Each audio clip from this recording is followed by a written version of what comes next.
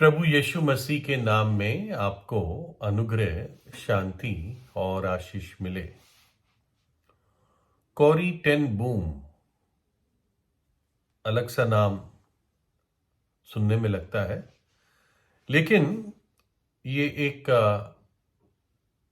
स्त्री का नाम है और इसके बारे में पहले भी शायद सुना हो आपने। कॉरी टेन बूम का जन्म अप्रैल 15, 1892 ईस्वी में हुआ था, 1892। और ये 91 वर्ष के लिए जी, यानी इसका जीवन 91 वर्ष का था। और अद्भुत बात यह है कि जो इसकी जन्म की तिथि थी, 91 वर्ष पर, उसी डेट पर, उसी तिथि पर उसकी मृत्यु हुई। यानी अप्रैल 15, 1983 ईस्वी में कॉरी टेन बूम का देहांत हुआ, है ना। जो मृत्यु की डेट थी वो ही जन्म की डेट भी थी। और बाइबल कहती है सबोपदेशक 7:1 में, अच्छा नाम अनमोल इत्र से और मृत्यु का दिन जन्म के दिन से उत्तम है। और वास्तव में कॉरी टेन बूम के जीवन में यह बात सच हुई, क्योंकि इतना कुछ उसने अपने जीवन में अकम्प्लिश किया, जीवित और सच्चे परमेश्वर की सेवा की। इनके फादर का नाम कैस्पर टेन बूम था। ये नेदरलैंड के रहने वाले लोग थे और ये ज्वेलर्स, जो मतलब गहने बेचते हैं, और घड़ी, उन दिनों घड़ी बहुत महंगी चीज मानी जाती थी, है ना। यूरोप की घड़ियां, स्विस वॉचेस, ये बहुत फेमस होते थे। तो इनकी ये दुकान थी और दुकान के ऊपर ही इनका छोटा सा घर था और उसमें कई मेंबर्स रहते थे। और कॉरी टेन बूम भी बचपन से अपने फादर को देखती थी काम करते हुए। और 1922 ईस्वी में ये नेदरलैंड की पहली स्त्री बनी जिसको घड़ी के एक्सपर्ट का, वॉच मेकर का लाइसेंस मिला। हर आदमी घड़ी नहीं बना सकता था, तो इसको वो लाइसेंस मिला। उस दुकान में अपने फादर के बिजनेस में ये काम करती रहती और उसने इस अपने फादर के बिजनेस के लिए एक बिलिंग सिस्टम, बिल जनरेट करना, इनवॉइस जनरेट करना, उन दिनों कंप्यूटर्स नहीं थे ऐसे, लेकिन उसने एक अच्छा सिस्टम, बुक कीपिंग का, लेजर का, उसने उनके लिए बनाया। और ये जो टेन बूम परिवार था, ये अपने आप में यहूदी लोग नहीं थे, नेदरलैंड के रहने वाले निवासी थे, लेकिन इनके दिल में और मन में यहूदियों के लिए बहुत प्यार था। कॉरी टेन बूम के जो परदाता थे, उन्होंने 1844 ईस्वी में यहूदियों के लिए विशेषकर प्रार्थना एक सभा शुरू की थी। यानी वो और कुछ जो उनके साथ एक मन लोग थे, वो हफ्ते में एक दिन मिलकर सिर्फ यहूदियों के लिए, इजराइल की शांति के लिए प्रार्थना करते थे, है ना। क्यों? क्योंकि बाइबल कहती है यरूशलेम की शांति के लिए प्रार्थना करो, वहां शांति आएगी तो पूरी दुनिया में शांति आएगी। और अजीब बात है कि 1844 ईस्वी में यह प्रार्थना सभा शुरू हुई, लेकिन 1944 ईस्वी में, 100 वर्ष बाद, कॉरी टेन बूम और उसका परिवार वो जर्मन पुलिस के द्वारा, गेस्टापो, उनके द्वारा वो गिरफ्तार हुए। क्यों? गुनाह क्या था? क्योंकि कई यहूदी जो नेदरलैंड में थे, इनको ये बचाते थे, सुरक्षा देते थे। क्योंकि जर्मन और हिटलर, जर्मन की जो पुलिस थी, आर्मी थी, और हिटलर विशेषकर दुष्ट व्यक्ति, वो यहूदियों की जान और खून के पीछे पड़ा था। उसने उसी दरमियान 60 लाख यहूदियों को मार दिया, गैस चेंबर में भेज के। तो जो भी इनकी क्षमता थी, ये कुछ यहूदियों को छिपाते थे अपने घर में, दुकान में, या जैसे भी उनको खाना, पानी, सुरक्षा प्रोवाइड करते थे। और ये बात लीक हो गई और ये अरेस्ट हो गए। अरेस्ट होने के बाद, गिरफ्तारी के बाद ज्यादातर छूट भी गए कुछ समय बाद, लेकिन 4 मेंबर इनके परिवार के मर गए उन कंसंट्रेशन कैंप में, उन जेलों में। और Corrie ten Boom Ravensbruck concentration camp में थी, और जब ये छूट गई तो इसने 33 वर्ष जा जाके अपने जीवन की कहानी को बताया। और कितने देशों में? 64 देशों में, 64 कंट्रीज। 33 वर्ष में उसने ये पूरा किया।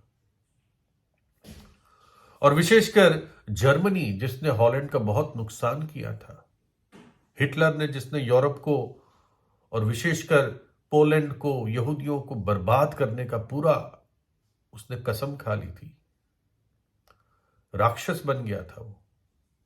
उस जर्मनी में भी वो गई। और उसका संदेश क्या था? 1947 में वो जर्मनी गई, और जर्मनी भी तब तक बहुत बॉम्बों से, बम से खत्म सा हो चुका था, क्योंकि अमेरिका, फ्रांस, इंग्लैंड और दूसरी तरह से रशिया, इन चारों ने मिलकर जर्मनी को बहुत बचाया।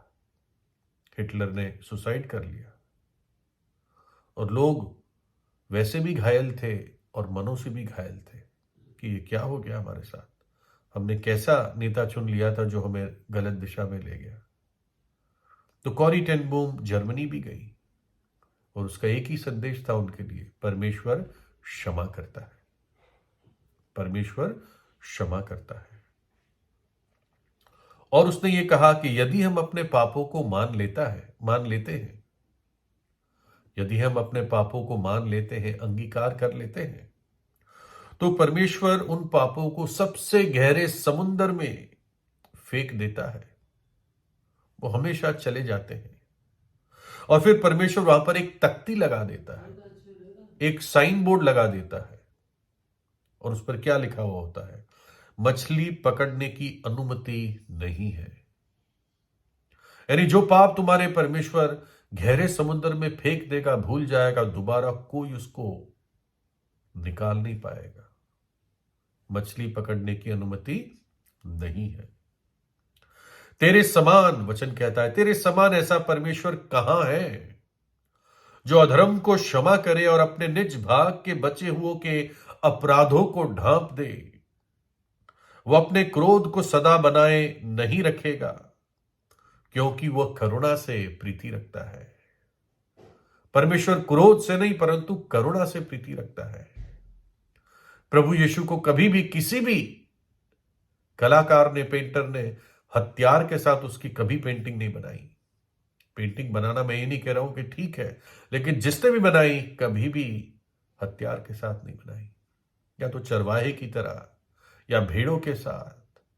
इस प्रकार से उनकी कल्पनाएं रही, क्योंकि वो करुणा से प्रीति रखता है, और ये दुनिया जानती है।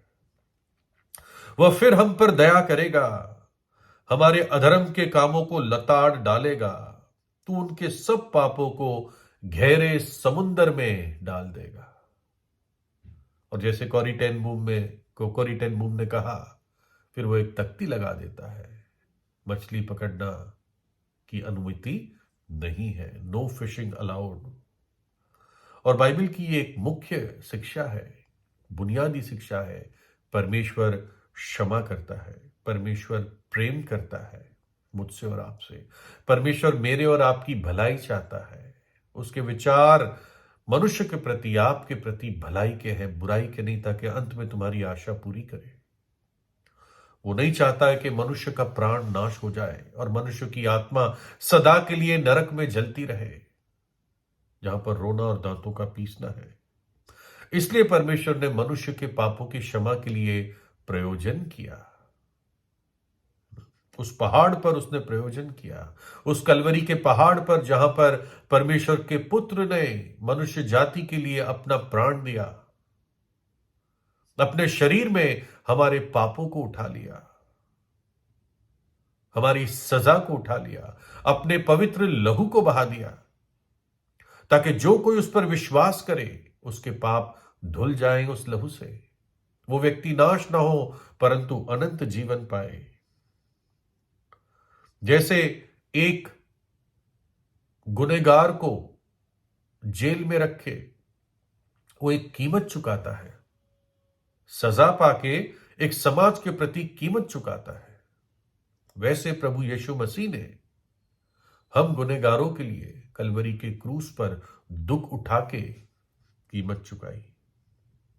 हम अधर्मियों के लिए वो धर्मी क्रूस पर मारा गया और हमारे पापों की प्रायश्चित के लिए उसने अपना लहू बहा दिया। तीसरे दिन मृतकों में से जी उठा।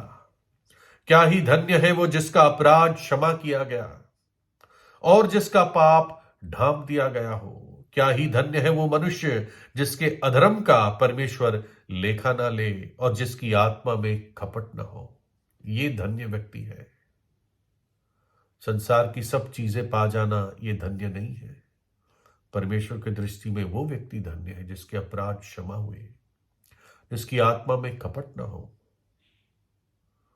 और विश्वास करे उसका वचन ये कहता है वो गहरे समुद्र में हमारे पापों को डाल देता है और फिर कोई वहां पर उसको वापस निकाल नहीं सकता। परमेश्वर खुद भी वहां कभी हमारे पापों को स्मरण नहीं करता। मैं वही हूं जो अपने नाम के निमित्त तेरे अपराधों को मिटा देता हूं। परमेश्वर कहता है, प्रभु यीशु कहता है, मैं वही हूं जो अपने नाम के निमित्त तेरे अपराधों को मिटा देता हूं और तेरे पापों को स्मरण ना करूंगा। प्रभु यीशु से प्रार्थना कीजिए। कोरी टेन बूम जिसने